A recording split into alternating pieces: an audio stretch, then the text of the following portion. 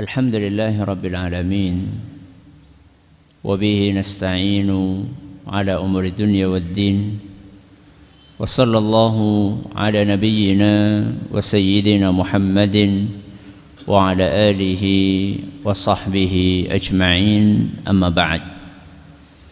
Kita panjatkan puja dan puji syukur kehadirat Allah Subhanahu wa taala pada kesempatan sore yang berbahagia kali ini, tanggal 9 Dzulhijjah 1440 Hijriah atau yang bertepatan dengan tanggal 10 Agustus 2019.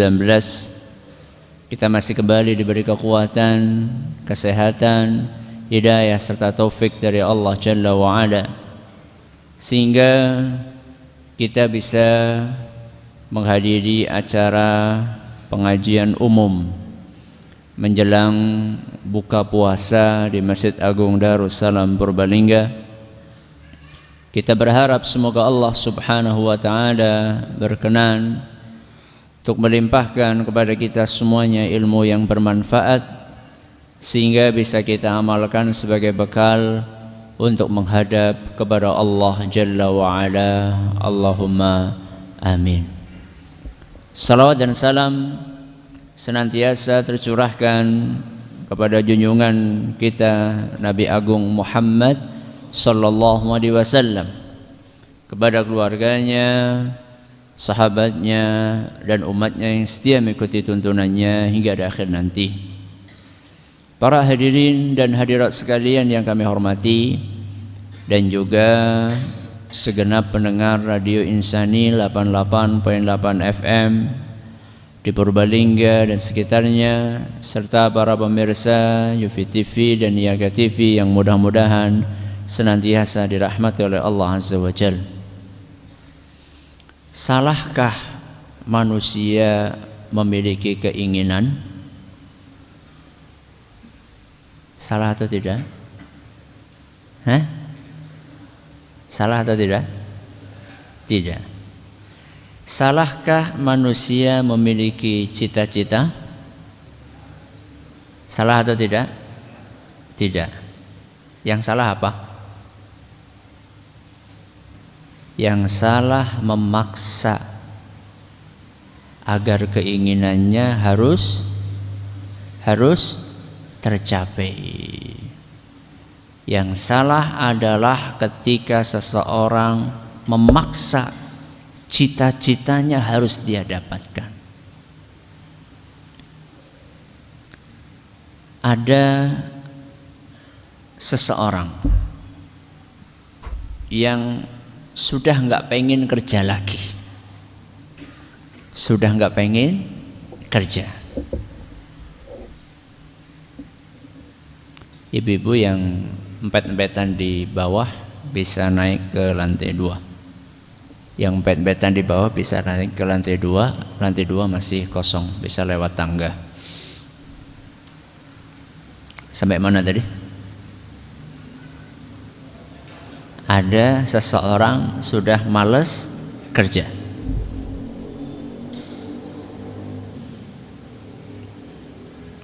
Dan dia nggak pengen muluk-muluk. Dia pengen, ya Allah, saya pengen nggak kerja lagi. Yang penting setiap hari saya dapat roti 2, air putih dan air susu. Pokoknya saya cuma minta itu saja. Tapi syaratnya saya nggak kerja. Masya Allah. Ngasih syarat sama siapa? Sama Allah. Ngasih syarat sama Allah. Ya Allah, saya nggak mau kerja lagi, tapi saya minta kepadamu ya Allah agar setiap hari dicatat roti 2 buat pagi sama malam, sama apa tadi? Air minum bening sama susu. Itu sudah cukup ya Allah. Tapi aku nggak mau kerja. Dan dia terus minta dan setengah maksa. Maksa siapa? Maksa Allah Azza wa Jalla. Apakah dikabulkan? Ya, dikabulkan. Allah Subhanahu wa taala takdirkan dikabulkannya lewat masuk penjara dulu. Masuk apa? Di penjara kerja atau tidak? Tidak. Dan apa yang dia inginkan, dia dapatkan. Ya. Enggak perlu kerja, dapat roti, dapat minum, dapat susu setiap hari. Kira-kira nyesel atau tidak? Nyesel atau tidak? Pasti nyesel. Ya. Setelah dikabulkan nyesel. Dia kan mintanya tadi nggak mau kerja, yang penting dapat makan, dapat minum setiap hari. Sudah dapat dia, tapi nyesel. Begitulah manusia. Diwe udan karepe panas. Diwe panas karepe udan. Sinten? Sinten? Kulo kali jenengan. Ya. Allah Subhanahu wa taala itu selalu memberikan yang terbaik buat kita. Dan belum tentu apa yang kita inginkan itu baik buat kita. Walaupun menurut kita apa yang kita inginkan itu terbaik, tapi belum tentu. Kenapa belum tentu apa yang kita inginkan itu yang terbaik? Karena keterbatasan nopo? Karena keterbatasan ilmu kita. Ya. Makanya ada sebuah ayat dalam Al-Quran, yaitu dalam surat Al-Baqarah ayat 140. Surat apa? Al-Baqarah ayat 140. Allah Subhanahu wa ta'ala berfirman, "Qul," katakanlah, "A antum a'lamu amillah?"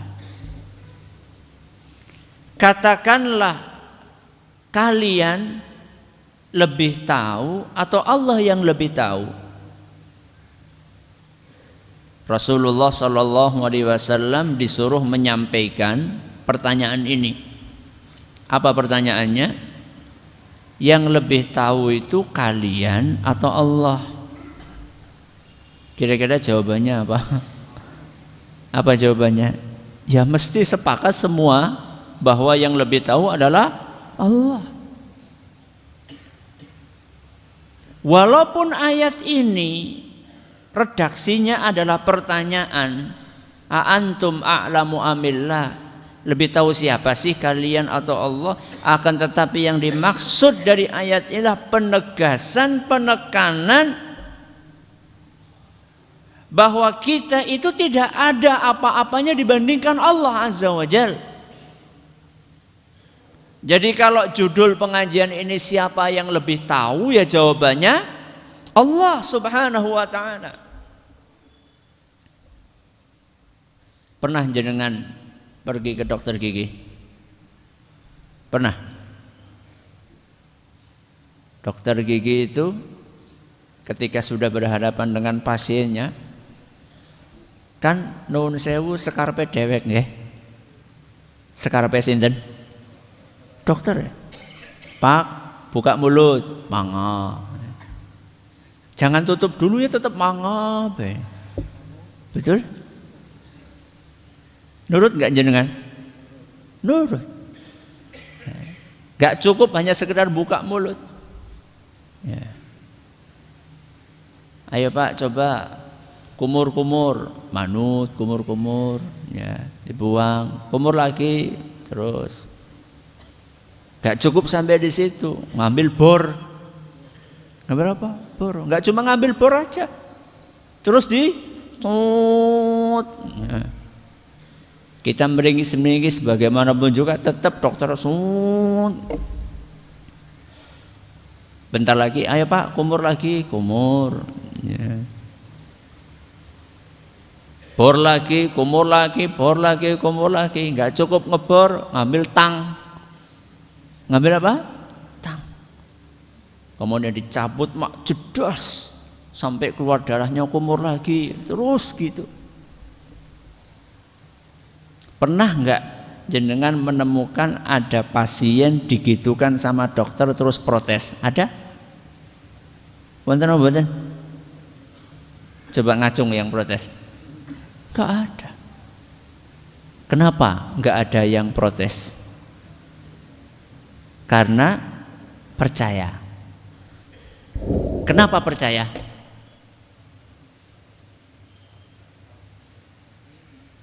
Jenengan percaya sama dokter kenapa? Karena kita yakin dokternya lebih tahu. Sekarang seandainya ada orang datang kepada jenengan, nun sewu, tukang angon wedus, tukang angon wedus. Saya tidak sedang mengecilkan profesi angon wedus. Kemudian dia nyuruh jenengan, Pak, buka mulut. Terus jukut apa? Tang. Ini tercabut. Mau jenengan? Enggak mau. Kenapa? Karena jenengan yakin dia tidak lebih tahu dibandingkan jenengan dalam masalah ini. Tapi ketika kita berhadapan dengan dokter gigi, apapun yang disuruh sama dokter itu, kita mau membuka mulut kita, mau kita tutup, mau dibor, mau dicabut. Karena kita meyakini dokter itu lebih tahu dalam hal ini dibandingkan kita. Nah sekarang ada yang lebih tahu dibandingkan dokter tentang diri kita. Tapi begitu kita diatur sama dia, kok kita protes-protes? Sekarang saya tanya, Allah sama dokter lebih tahu siapa? Allah Subhanahu wa ta'ala. Oke lah, dokter gigi itu ahli dalam bidang gigi. Tapi kalau suruh nangani masalah yang lain, ada orang kena kanker, kira-kira pergi ke dokter gigi, pas alamat atau sah alamat atau salah alamat? Salah alamat. Dokternya pun gak akan mau, takut dia. Takut apa? Takut apa? Takut di penjara. Kenapa? Malpraktek. Dokter yang kita yakini punya pengetahuan begitu luas dalam masalah gigi, ternyata dalam bidang yang lainnya dia tidak berani untuk memberikan sebuah tindakan karena memang dia merasa ilmunya hanya sampai di situ saja. Mari kita bandingkan dengan ilmu Allah Subhanahu wa ta'ala. Disebutkan di dalam surat Al-An'am ayat 59, wa ya'lamu ma fil barri wal bahr. Allah Subhanahu wa ta'ala mengetahui apa yang ada di daratan dan apa yang ada di lautan. Alias apapun yang terjadi di alam semesta ini Allah Subhanahu wa ta'ala tahu. Lalu Allah melanjutkan firman-Nya, wa ma tasqutu min waraqatin illa ya'lamuha. Dan tidak ada satu daun pun yang jatuh melainkan Allah Subhanahu wa ta'ala tahu kapan jatuhnya, berapa jatuhnya. Saya tanya sama jenengan, punya pohon di rumah? Punya pohon? Pohon apa? Ya macam-macam. Ada yang pohon mangga, ada yang pohon apa? Gandul. Ya kalau pohon mangga mungkin daunnya lebih kecil ya dibandingkan pohon pepaya. Ya sudahlah, yang agak gede lagi apa? Sukun. Pohon apa? Sukun. Seandainya jenengan punya pohon sukun di rumah, saya tanya, hari ini sudah berapa daun yang jatuh? Kisih gede loh, utuwit asam loh. Ya. Kalau pohon asam kan daunnya apa? Kecil-kecil. Sekarang saya cuma tanya sama jenengan, daun pohon sukun yang gede-gede itu dalam satu hari ini sudah berapa yang jatuh? Oh, Ustaz, kalau pohon sukun ya paling-paling sehari 2 atau 3. Oke, Anda sudah tahu jumlahnya. Jatuhnya kapan? Ya. Kurang pegawaian teman Ustaz ngitung. Ya. Allah Subhanahu wa ta'ala tahu. Bukan hanya jumlah daun yang jatuh di pohon jenengan.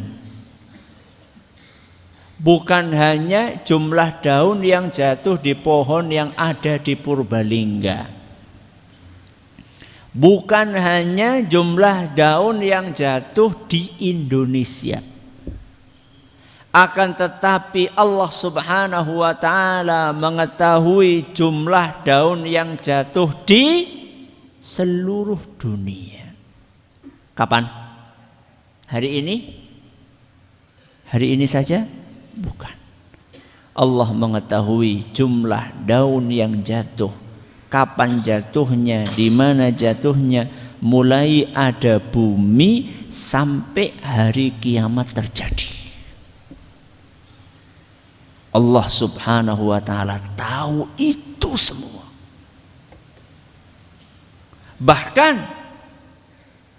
Allah Subhanahu wa ta'ala tahunya bukan hari ini saat jatuh, tapi Allah Subhanahu wa ta'ala tahu sebelum daun itu jatuh, bahkan sebelum ada bumi 50.000 tahun. Kapan tahunya Allah? 50.000 tahun sebelum diciptakannya langit dan bumi, Allah sudah tahu berapa daun yang bakalan jatuh di muka bumi ini, di mana jatuhnya dan kapan jatuhnya. Surat apa mau? Al-An'am ayat 59. Itulah ilmu Allah Subhanahu wa ta'ala. Bandingkan dengan ilmu kita. Kita memakai usus ini sudah berapa tahun? Sudah berapa tahun? Ya tergantung. Tergantung apa? Umurnya. Jenengan yang 60 tahun berarti sudah pakai usus berapa? 60 tahun. Yang usianya jenengan 70 tahun berarti sudah pakai usus berapa? 70 tahun. Coba yang usianya 70 tahun. Jenengan tahu enggak ususnya jenengan kuwi dawane pira sih? Panjang usus kita berapa? Pinten? Mana yang 70 tahun? Oh ya wis lah, acara sing 70 tahun melas. Yang 17 tahun. Ya. Kita yang dengan organ tubuh yang ada di dalam perut kita yang begitu dekat, kita tidak tahu. Itulah keterbatasan ilmu kita. Ilmu pengetahuan kita itu sangat terbatas. Kok bisa-bisanya kemudian kita menyalah-nyalahkan Allah Subhanahu wa ta'ala? Kok berani-beraninya kita protes sama Allah Subhanahu wa ta'ala yang ilmunya tidak ada batasnya? Dengan ilmu Allah Azza wa Jalla yang begitu luasnya itu, Allah Subhanahu wa ta'ala menetapkan aturan hidup kita dan Allah tetapkan takdir hidup kita. Berapa? Yang pertama apa? Apa tadi? Aturan hidup kita. Yang kedua apa? Takdir hidup kita. Dengan ilmu Allah Subhanahu wa ta'ala yang tidak ada batasnya tersebut, dengan ilmu Allah Subhanahu wa ta'ala yang maha luas tadi, Allah Subhanahu wa ta'ala tentukan aturan hidupmu di dunia seperti ini. Aturannya setiap pagi, bangun pagi, wajib sholat nopo? Subuh. Nanti jam 12 wajib sholat zuhur. Nanti jam 3 wajib sholat asar. Itu namanya aturan hidup. Ada enggak orang yang diatur oleh Allah seperti itu terus protes? Wonten apa mboten? Kathah. Dening salat sih jam 5, ora jam tengah 7 sisan. Kok jadi sisan mangkat kantor ora bolak-balik. Masya Allah. Seakan-akan ilmu kita ini lebih tinggi dibandingkan Allah sehingga kita ngatur siapa? Allah. Ya Allah. Wong kita yang seharusnya diatur sama Allah kok malah kita ngatur Allah Azza wa Jalla. Ketika Allah Subhanahu wa taala bikin aturan buat kita yang diistilahkan dengan syariat. Salat sehari 5 kali. Orang tua punya kewajiban mendidik siapa? Anak. Anak punya kewajiban untuk berbakti kepada orang tuanya. Allah Subhanahu wa taala menentukan ini hukumnya wajib, ini hukumnya sunnah. Kalau yang ini enggak boleh, ini haram, ini makruh. Ini namanya aturan Allah Azza wa Jalla. Kalau Allah Subhanahu wa taala sudah menetapkan aturan, tidak boleh protes, apalagi menolak aturan tersebut. Di zaman kebebasan yang kebablasan di zaman kita ini, bebas tapi nopo? Bablas. Ya, semua orang menolak aturan-aturan. Apa itu? Saya menolak aturan Allah ini, saya menolak aturan Allah ini. Terus masalah buat lu, masalah buat kita semua. Kalau Allah Subhanahu wa taala sampai murka menurunkan azab, yang kena bukan cuma ente, kita semua akan kena. Wattaqu fitnatan la tusibanna alladhina zalamu minkum khassah. Takutlah kalian dari azab Allah Azza wa Jalla yang apabila sudah diturunkan maka tidak akan hanya mengenai orang-orang yang zalim saja. Semuanya akan kena. Jadi jangan katakan, loh saya itu mabuk, mulut mulutku, perut perutku, duit duitku, mendem mendemku. Iya, tapi nak mendem kan jadi ngerusak. Ya. Jadi teriak-teriak, jadi marah-marah. Yang kena getahnya bukan cuma kamu, kita semuanya kena getahnya. Apalagi kalau bicara tentang azab Allah Subhanahu wa taala seandainya sudah diturunkan. Maka orang yang beriman ketika ketemu dengan aturan Allah, apapun yang sudah ditetapkan oleh Allah, maka mereka akan katakan sami'na wa ata'na. Karena mereka yakin betul bahwa apapun yang diatur oleh Allah, apapun yang diwajibkan oleh Allah, itu pasti yang terbaik buat kita. Sebaliknya apapun yang diharamkan oleh Allah, pasti itu buruk buat kita. Apapun itu yang diharamkan. Zina, enak atau tidak? Enak atau tidak? Wallahualam, Ustaz urung tahu, alhamdulillah. Tapi jere sing wis njajal apa? Enak. Katanya lebih enak daripada nikah. Katanya zina lebih enak daripada nikah. Kenapa? Kenapa? Gak repot. Gak apa? Gak repot. Kata mereka, kalau nikah kan repot. Datangkan apa? Mahar, apa lagi? Harus ada saksi, harus pakai apa lagi? Dirung pada nikah apa pada kelalen? Suwe banget ya, kayaknya perlu diupdate gitu. Harus ada mahar, harus ada saksi, harus ada wali, ya. Masa lupa? Kayak gitu aja lupa, cuma 3. Terus nanti ada pertanggungjawaban setelah menikah harus memberi nopo? Nafkah. Ribet lah, penak zina bae. Kapan butuh ditunaikan, selesai, bubar. Gak ada tanggung jawab. Ya. Kalau pola pikir Anda seperti itu, ya apa bedane? Apa bedane karo kucing? Ya. Pernah nggak bapaknya kucing peduli ketika si betina melahirkan 5 anak? Pernah peduli? Nggak peduli. Padahal dia yang berbuat, tapi nggak peduli.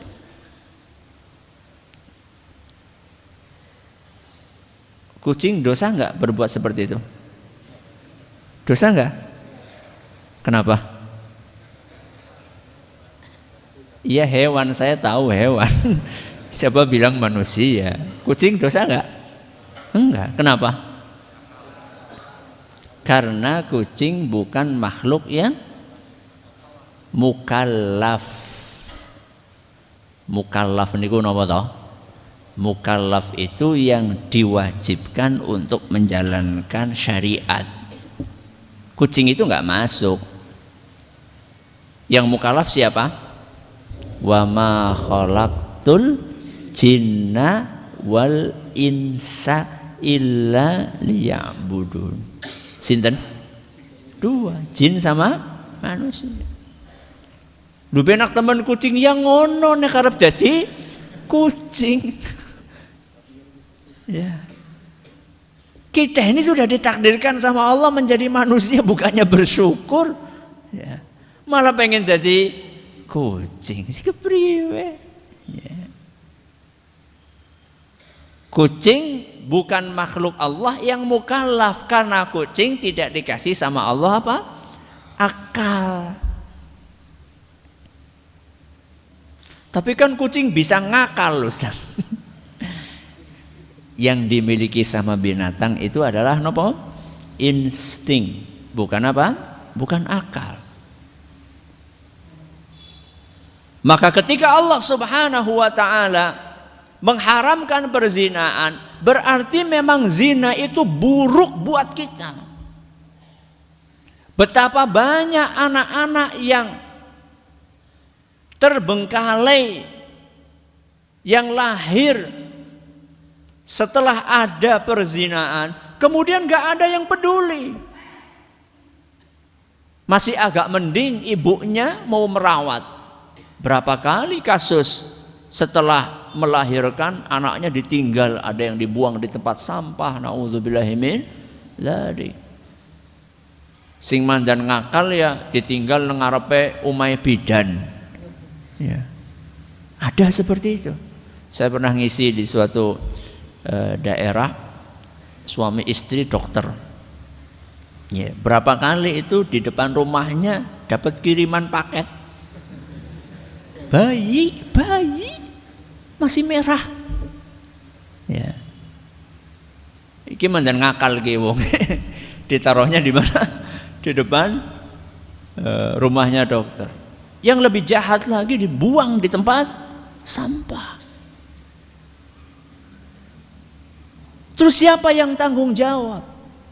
Ya. Yo salah dhewek. Lho salah dhewek njenengan sing nglakoni salah dhewek. Ya salah jenengan. Ya.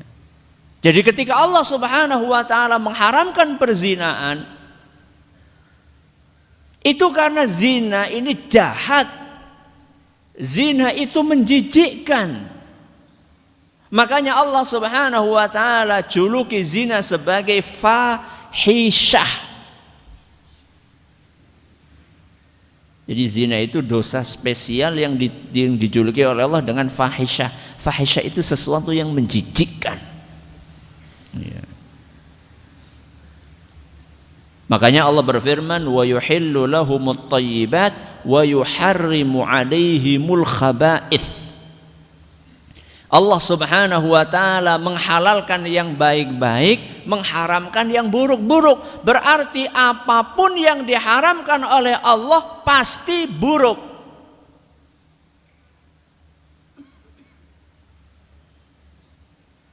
Ya Ustadz, tapi kan kayak minuman keras itu kan juga ada, narkoba itu kan juga ada manfaatnya juga Ustadz. Ada manfaatnya? Ada enggak? Narkoba ada manfaatnya atau tidak? Ada. Berarti orang apa? Ya papa. Kenapa papa Ustaz? Karena antara manfaat dengan bahayanya lebih besar bahayanya. Allah Subhanahu wa taala berfirman, wa itsmuhuma akbaru min naf'ihima. Sisi buruk dari minuman keras dan judi itu lebih besar dibandingkan sisi baiknya. Jadi Allah Subhanahu wa taala tidak mengatakan bahwasanya judi nggak ada baiknya. Ada baiknya. Apa? Dia lagi oleh. Dia lagi oleh. Akan tetapi efek buruknya lebih besar dibandingkan efek baiknya. Betapa banyak orang-orang yang rusak, rumah tangga rusak, ya. Usaha rusak, hancur gara-gara judi. Menarik untuk diperhatikan, judi ini digandingkan dengan minuman keras dalam Al-Quran. Karena sama-sama membuat pelakunya menjadi kecanduan. Ya. Lah ukur sewu iki ora apa-apa, pasang nomor. Ya. Sing metu nomornya sekian. Kalau saya sebut angka mau dipasang. Ya. Sekian 21 ya. Sing metu kayak gue, aduh aku kok 22 kurang 1. Ngesuk pasang mana? Ya. Selalu seperti itu bikin orang kecanduan. Makanya diharamkan sama Allah Subhanahu wa taala. Allah Azza wa Jalla ketika membuat aturan ini halal, ini haram, ini boleh, ini tidak boleh, pasti yang diharamkan sama Allah Subhanahu wa taala itu adalah sesuatu yang buruk, dan yang dihalalkan oleh Allah Azza wa Jalla sesuatu yang baik. Ketika Allah wajibkan sesuatu, pasti yang Allah wajibkan ini baik buat kita manusia. Sebaliknya ketika Allah haramkan sesuatu, pasti yang haram ini buruk buat kita. Pasti. Dan Allah tahu persis manusia ini butuhnya apa saja. Maka jangan protes ketika Allah Subhanahu wa taala wajibkan sholat sehari berapa kali? 5 kali. Karena memang kita butuh dengan sholat yang 5 itu. Sejak pagi kita sudah dilatih sama Allah, begitu bangun yang pertama kali diingat sinten? Allah. Alhamdulillahilladzi ahyana ba'dama amatana wa ilaihin nusyur. Alhamdulillah. Segala puji bagi Allah. Langsung begitu bangun yang diingat Allah.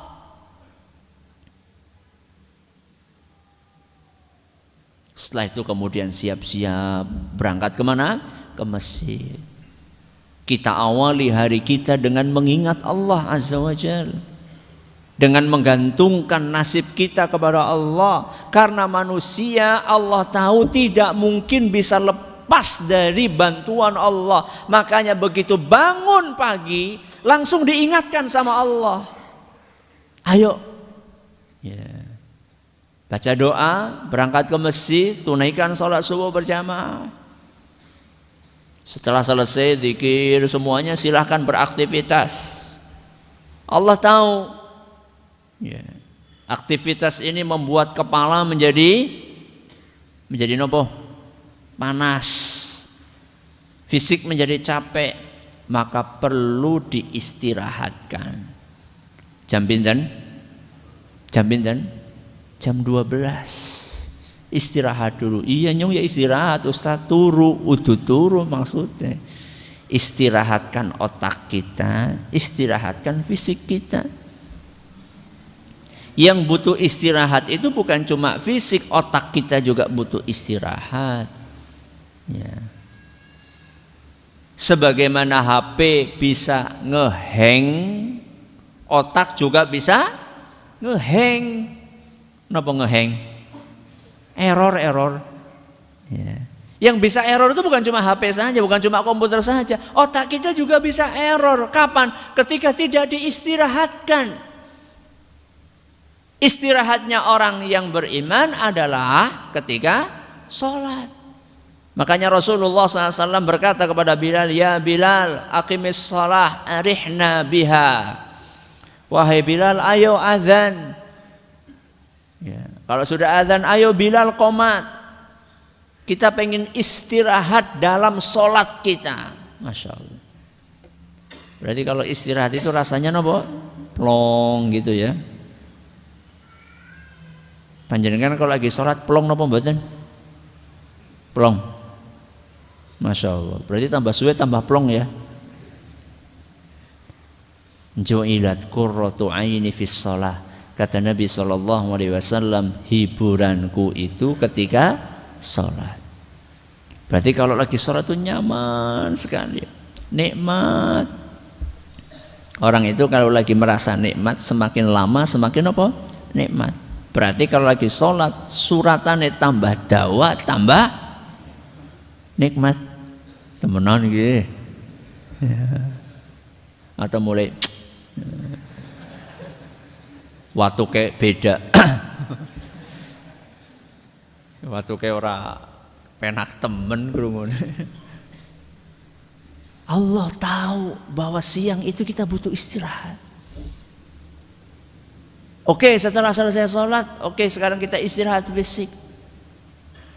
Tapi nanti begitu jam 3 dibangunkan lagi. Kenapa? Kelamaan gak baik.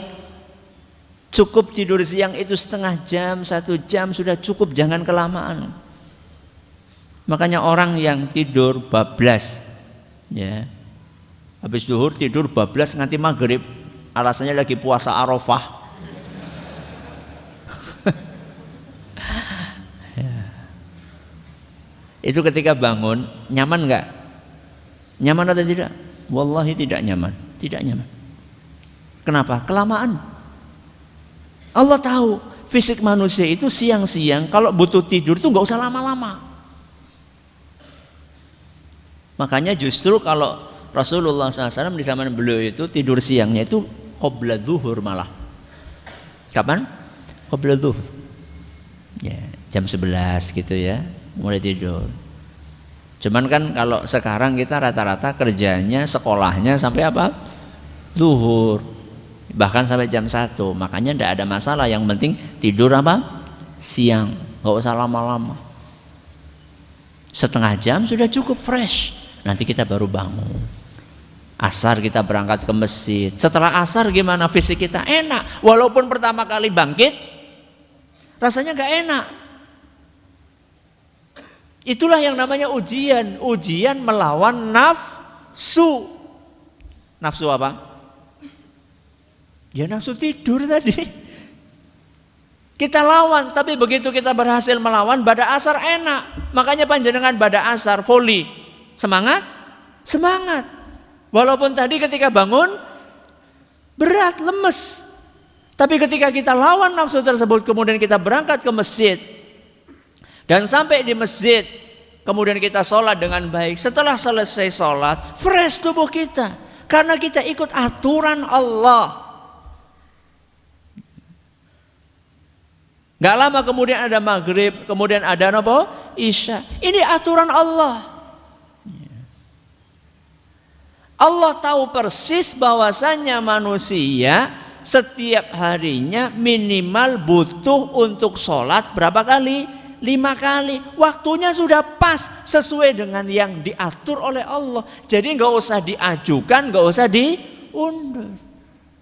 Malah keliru, wah lagi semangat ke Arab hijrah. Masya Allah, alhamdulillah. Kewis jam 11, aku sholatnya lebih gasik lah jam 11 baik. Yura bisa mas, semangat aja nggak cukup. Sudah ada aturannya, kecuali yang dimaksud sholat sunnah mutlak. Yang waktunya itu bebas, itu tidak ada masalah. Tapi kalau sholat 5 waktu sudah ditetapkan sama Allah jam 12. Jadi nggak bisa, termasuk jumlahnya juga demikian. Subuh, rong rakaat sedikit temen, lagi semangatku. Tambahin jadi pira? Papa 10. Nggak bisa mas, nggak bisa. Ini aturan siapa? Allah. Aturan Allah itu yang terbaik buat kita. Bukannya hanya aturan Allah yang kaitannya hablum minallah seperti sholat, seperti haji, seperti puasa, termasuk aturan Allah yang terkait dengan hablum minan nas. Allah wajibkan kita yang punya rezeki berlebih untuk mengeluarkan zakat. Allah tahu ketika menciptakan manusia berbeda-beda ekonominya, ada yang kaya, ada yang miskin. Di antara yang kaya-kaya pun ada yang super kaya. Ada yang kaya, ada yang mandan kaya. Yang miskin juga demikian, ada yang super miskin, ada yang miskin, ada yang mandan miskin. Ya, mandan miskin kok mandan sugih ya. Sebenarnya sama ini. Ya. 13-12. Allah tahu bahwasanya perbedaan ekonomi ini berpotensi menimbulkan efek negatif. Apa kira-kira efek negatifnya? Kecemburuan sosial dari yang miskin kepada yang kaya. Itu dari yang miskin ya kepada yang kaya. Terus dari yang kaya kepada yang miskin apa? Sombong, egois, semena-mena, ya. Sekarape dewek. Allah tahu persis bahwa perbedaan ekonomi ini bisa menimbulkan ekses negatif di masyarakat. Yang miskin cemburu sama yang kaya, iri sama yang kaya, hasad sama yang kaya, dengki sama yang kaya. Sedangkan yang kaya cuek, egois. Bikin rumah, pagarnya setinggi mungkin, serapat mungkin. Begitu kebakaran, alhamdulillah. Siapa sing alhamdulillah? Yang miskin, alhamdulillah. Mulanian. Efek negatif ini berpotensi untuk timbul ketika ada perbedaan ekonomi. Maka Allah Subhanahu wa ta'ala mewajibkan sebuah ibadah yang bisa meminimalisir dampak negatif perbedaan ekonomi tadi. Allah wajibkan nopo? Zakat. Yang harus dikeluarkan oleh orang-orang yang kaya diberikan kepada orang yang miskin. Dan ketika Allah mewajibkan itu, yang diwajibkan gak besar-besar, cuma berapa? 2,5%. Ini kalau bicara zakat mal 2,5%. Kata nama betul? 2,5% banyak atau tidak? Gede. Tergantung 2,5% dari berapa ya. 2,5% dari 100 juta berapa? 2.500.000. Kathah napa mboten? Ya lumayan ya. Kalau panjenengan punya penghasilan bulanannya 1 juta, ya 2,5 juta ya besar. Tapi untuk yang penghasilannya sebulan 100 juta, Ustaz napa wonten Ustaz orang penghasilannya 100 juta? Jangankan 100 juta, semiliar be sebulan Anda. Ya. 2,5 juta buat orang yang penghasilannya 1 bulan 1 miliar, gue kayak apa? Ya kayak upil lah. Maksudnya bukan sesuatu yang apa? Bukan sesuatu yang besar buat dia. Tapi ketika itu sampai ke tangannya orang yang penghasilannya sebulan cuma berapa? 1 juta. Itu sesuatu itu. Sesuatu yang sangat berharga buat orang yang penghasilannya berapa? 1 juta. Anda yang penghasilannya 1 miliar nggak ada apa-apanya buat Anda. Dan ketika Allah Subhanahu wa taala mewajibkan zakat, ya, 2,5%, antara yang Anda keluarkan dengan yang masih tersisa lebih banyak mana? Yang tersisa. 100 juta dikurangi 2.500.000 tinggal berapa? Tinggal 97.500.000. Kan masih banyak. Ya tapi kan orang marem Ustaz. Ingin oleh akeh. Ya. Tidak setiap yang marem itu baik. Ya. Kalau marem itu maksudnya rakus tidak baik. 2,5% itu kalau harta. Ya. Kalau hewan ternak ada aturannya. Kambing berapa harus dikeluarkan. Ada ukurannya. Kemudian ketika dikeluarkan zakat yang dikeluarkan itu dikatakan oleh Nabi SAW supaya yang diambil itu jangan yang terlalu gemuk dan jangan yang terlalu kurus. Kata Nabi SAW, wa iyyaka wa karaima amwalihim. Nabi pesan sama para pemungut zakat, khudh min amwalihim. Jadi para pemungut zakat itu tugasnya apa? Munguti zakat, datang. Itu Nabi pesan sama para pemungut zakat, wa iyyaka wa karaima amwalihim. Awas, jangan sekali-kali ngambil zakat itu dari apa yang terbaik yang dimiliki oleh mereka. Misalnya dia punya sapi sekian puluh atau punya kambing sekian puluh. Kalau kamu mau ambil zakatnya, yang kamu ambil itu jangan sing paling apa? Lemu. Kenapa? Medegel. Sama sing medegel? Sing duwe. Apa ora liyane apa sing iki dicukut ya. Akhirnya enggak ikhlas. Ya. Sebaliknya kalau ngambil juga jangan terlalu kurus. Wis kurus, pengkor, ya, penyakitan. Ya. Kenapa? Merugikan siapa? Yang miskin. Berarti lihat bagaimana Nabi SAW memperhatikan kondisi psikologisnya yang kaya, sekaligus memperhatikan kondisi psikologisnya yang miskin. Sama-sama diperhatikan sama Nabi SAW. Ya kira-kira yang tengah-tengah lah. Orang sing abote 50 kilo, orang sing abote 15 kilo. Ya Allah, wedhus 15 kilo. Ya mungkin ada, mungkin kurbalung tok gitu. Mungkin saja. Pertengahannya kira-kira berapa? 50 kalau 15 pira? Pinten? Ya 30 lah, lumayan 30. Anak dagingnya sih gitu dah. Ini yang pertengahan. Begitu Nabi SAW, begitu agama kita membuat aturan. Agama kita membuat aturan pasti mengakomodir kepentingan seluruh yang diatur.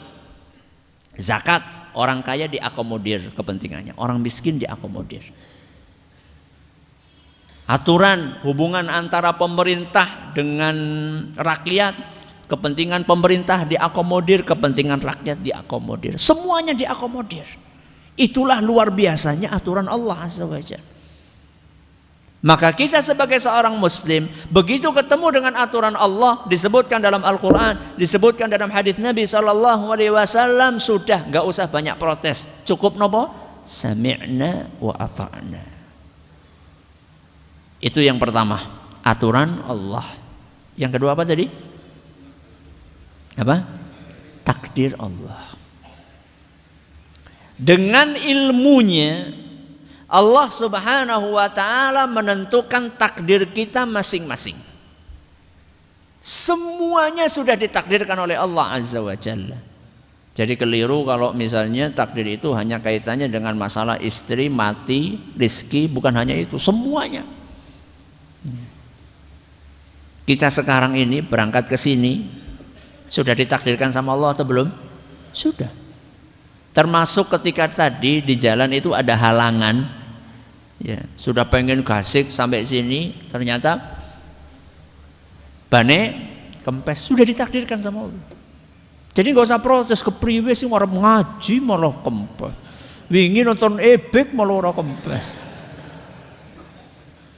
Itu sudah ditentukan sama Allah Subhanahu wa ta'ala. Seperti saya tadi datangnya agak telat. Itu sudah ditentukan sama Allah, karena saya nggak ngelihat jadwal. Saya pikir biasanya itu pengajiannya jam 4:30. Ternyata begitu saya lihat pamflet, loh jadi pada asar, jadi wis rame temen, sudah takdir. Ya. Ya. Takdirnya saya ngelihat jadwalnya tadi, loh jadi jam pada asar. Saya pikir jam 4:30 santai aja saya. Begitu Ustaz mau mulai, loh jadi besar mulai. Ya. Allah Subhanahu wa ta'ala menakdirkan jalan hidup kita, apapun yang akan kita lakukan, itu sudah ditentukan takdirnya oleh Allah Subhanahu wa ta'ala.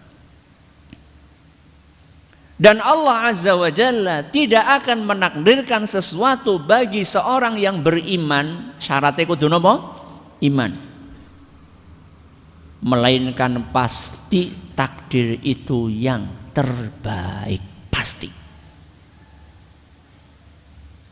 Dalam sebuah hadis yang diriwayatkan oleh Imam Ahmad,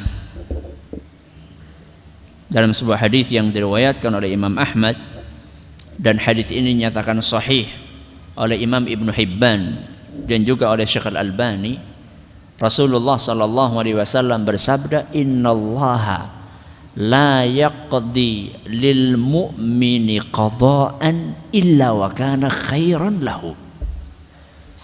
Dengarkan baik-baik hadis Nabi SAW ini agar kita bisa lebih lapang ketika menerima takdir Allah. Sesungguhnya Allah tidak pernah menakdirkan sesuatu bagi seorang mukmin. Syaratnya kudu napa? Mukmin.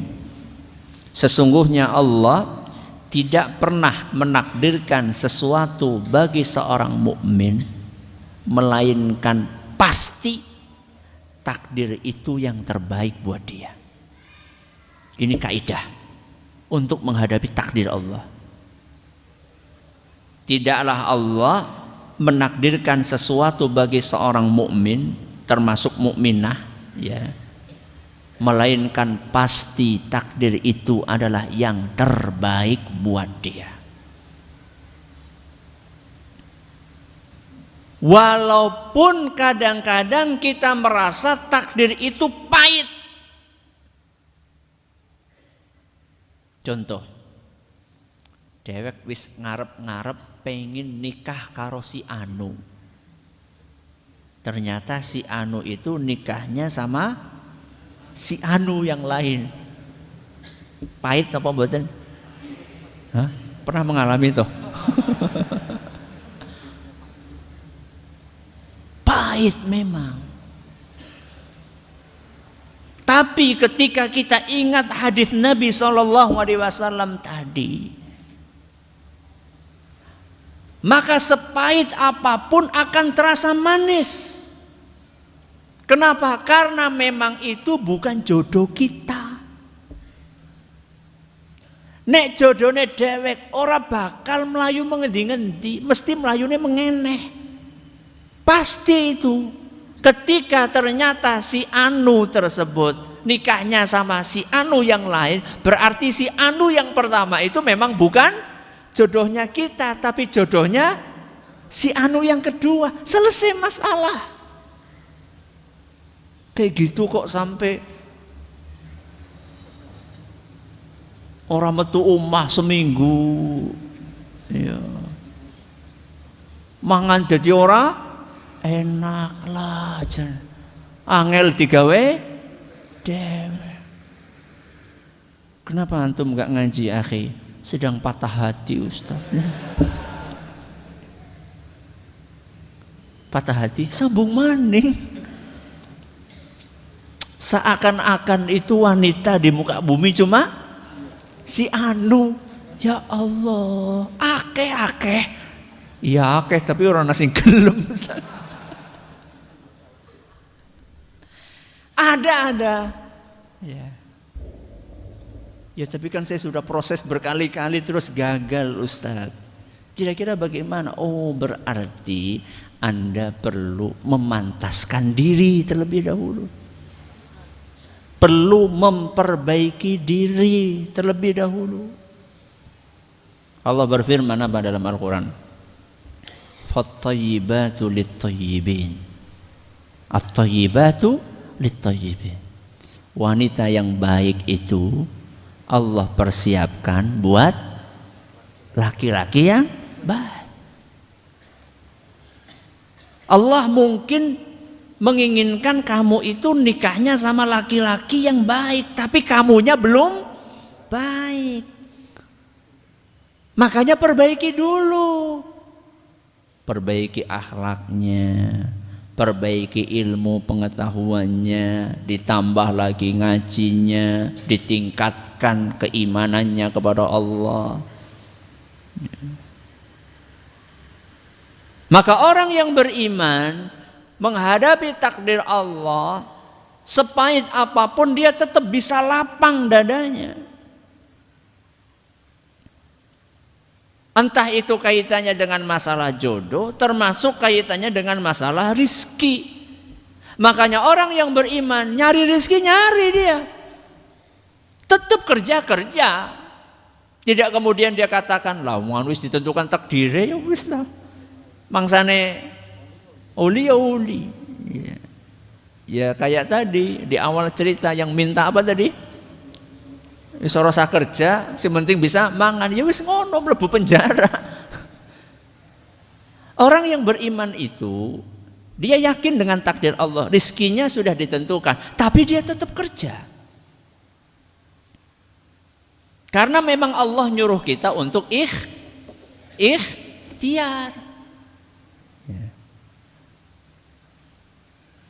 Sekarang saya tanya, yang menakdirkan jenengan punya anak siapa? Siapa? Allah kan? Apa boleh jenengan alasan lah wis takdire duwe anak ya duwe anak. Terus ngapa? Ya wis meneng bae ora usah nikah. Ya ora mungkin lah. Ikhtiarnya punya anak itu apa? Nikah. Seandainya sudah nikah kok belum dikasih anak, berarti memang Allah belum menginginkan kamu punya anak. Terus kepriwe? Usaha tetep. Usahanya kepriwe? Ya orang mesti golek sing nomor loro. Karepe langsung kowe po. Nembe nikah setahun karepe. Ikhtiar apa? Oh mungkin kurang ini, periksa ke dokter. Ya pakai herbal. Ya. Gunakan wasilah-wasilah yang syar'i, yang tidak melanggar aturan agama, silahkan, tidak apa-apa. Jadi orang itu dapat rezeki ada ikhtiarnya. Ikhtiarnya apa? Bekerja. Orang yang beriman setelah dia bekerja maksimal, kemudian dia dapat rezeki, ternyata rezeki yang dia dapatkan tidak seperti prediksi dia, karena ekspektasinya terlalu terlalu tinggi. Pengennya langsung wus. Sekali dodolan cilok pengen jadi bos cilok. Ya bertahap lah. Ya. Sudah dihitung-hitung matang, hari ini dengan modal sekian kira-kira masuklah 100.000. Ternyata cuma berapa? 50.000 misalnya, kur separuh. Disyukuri. Dengan syukur itu maka akan ditambah. Apa ayatnya? La in syakartum la azidannakum. Seandainya kalian syukuri nikmat tersebut, aku akan tambah. Wala in kafartum inna adzabi lasyadid. Tapi kalau kalian gak syukur, kalian kufur, ingat siksaanku sangat pedih.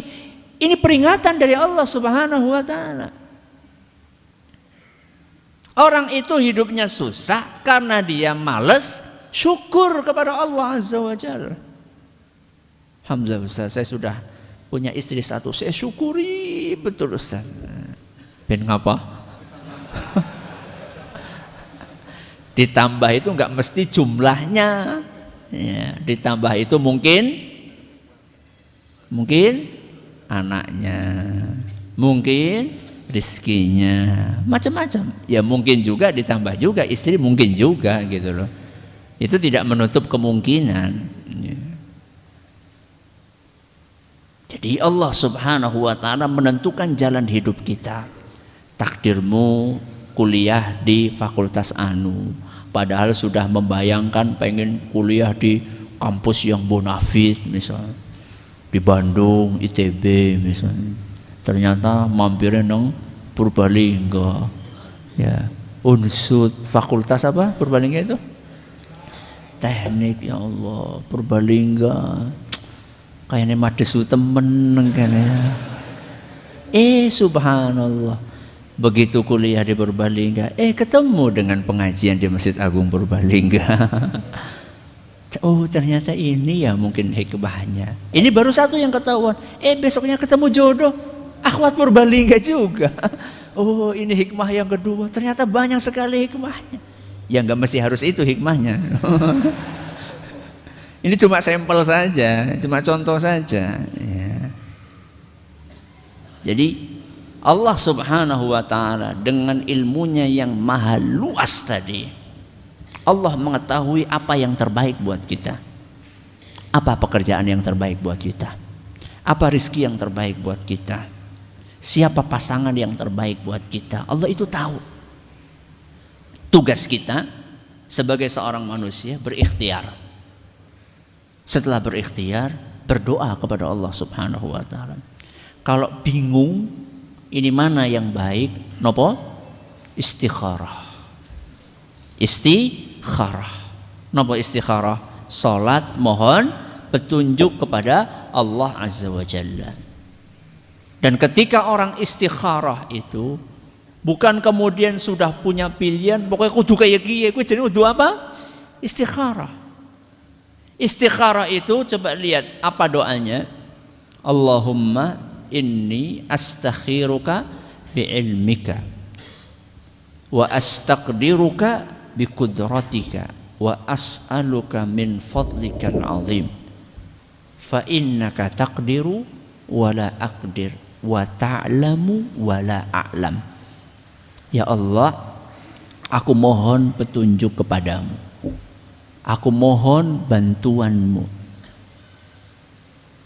Sesungguhnya Engkaulah yang mampu, aku tidak mampu. Dan sesungguhnya Engkaulah yang tahu dan aku tidak tahu. Lihat baik-baik. Ini pengakuan namanya. Fa innaka taqdiru wa la aqdir. Engkau yang mampu, aku yang tidak mampu. Wa ta'lamu wa la a'lam. Engkau yang tahu, aku yang tidak tahu. Makanya kalau kita tidak tahu, jangan sok tahu. Ketika kita sudah istikharah, mohon petunjuk kepada Allah. Kemudian kita juga sudah istisyarah. Jadi ada istikharah, ada apa? Istisyarah. Istikharah itu adalah minta petunjuk kepada Allah. Kalau istisyarah itu adalah berkonsultasi dengan orang yang berkompeten. Jadi Tugas kita itu kalau lagi bingung, istikharah sama istisyarah. Istikharah itu sholat minta petunjuk kepada Allah. Istisyarah itu adalah berkonsultasi kepada ahlinya. Itu tugas kita. Mana dima man istakhar wa ma khaba man istasyar. Siapapun yang sudah beristikharah tidak akan pernah menyesal. Dan siapapun yang sudah berkonsultasi dengan ahlinya tidak akan pernah rugi. Makanya mau melangkah apa-apa, kita ilmunya kurang, konsultasi. Kepada ahlinya tentunya, bukan asal nemu konsultasi nang medsos. Ya curhat nang medsos. Ya tambah sing liyane padanyung ya iya. Sama ahlinya, bukan pasang status di medsos, bukan. Curhat sama ahlinya. Kemudian serahkan kepada Allah, minta petunjuk kepada Allah. Seandainya kemudian setelah kita istikharah, kemudian apa tadi? Istisyarah, ya sudah sholat, minta petunjuk juga, minta konsultasi sama orang lain yang kita anggap ahli. Kemudian apapun yang ditakdirkan oleh Allah itu pasti yang terbaik. Wa asa an takrahu syai'an wa huwa khairul lakum. Bisa jadi kalian membenci sesuatu padahal sesuatu itu adalah yang terbaik untuk kalian. Ini Allah sampaikan dalam surat Al-Baqarah ayat 216. Jadi jawaban dari pertanyaan yang tersebut dalam judul tadi, siapa yang lebih tahu? Jawabannya Allah. Dengan ilmunya yang paling luas itu, Allah menentukan apa tadi? Satu, aturan hidup kita, halal haram, wajib, sunnah, haram, makruh, perintah, larangan, ini namanya aturan. Yang kedua, Allah tentukan apa? Takdir hidup kita. Maka jadilah hamba Allah yang siap untuk menerima apapun aturan Allah dan apapun takdir dari Allah Azza wa Jalla. Ini yang dapat kami sampaikan. Terima kasih atas perhatiannya. Mohon atas segala kekurangannya. Kita tutup dengan membaca Subhanakallahumma wa bihamdika asyhadu an la ilaha illa anta astaghfiruka wa atubu ilaik. Wassalamualaikum warahmatullahi wabarakatuh.